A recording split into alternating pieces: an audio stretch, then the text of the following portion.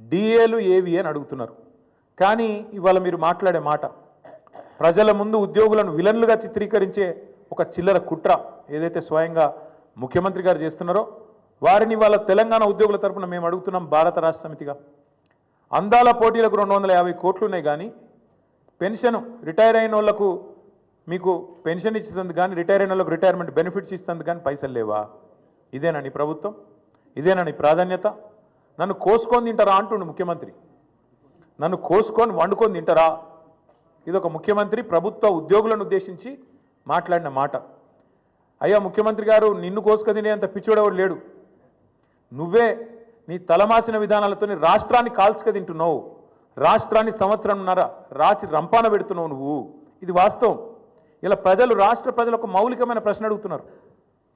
కేసీఆర్ ఉన్నప్పుడు కరెంట్ ఎందుకు మంచిగా ఉండే, ఇప్పుడు మంచిగా ఎందుకు లేదు? కేసీఆర్ ఉన్నప్పుడు మంచినీళ్ళు ఎందుకు మంచిగా వస్తుండే, ఇప్పుడు ఎందుకు వస్తలేవు? ఎండాకాలం రాగానే మళ్ళీ ఆగం ఎందుకు అవుతుంది? మళ్ళీ బిందెలు పట్టుకొని రోడ్డు మీదకి ఎందుకు పోవాలి? కేసీఆర్ ఉన్నప్పుడు రైతు బంధు పడుతుండే, ఇప్పుడు ఎందుకు పడతలేదు?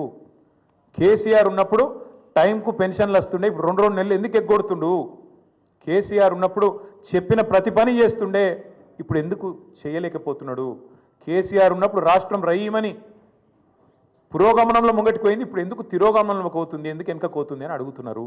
సమాధానం ఉందా నీ కాడ?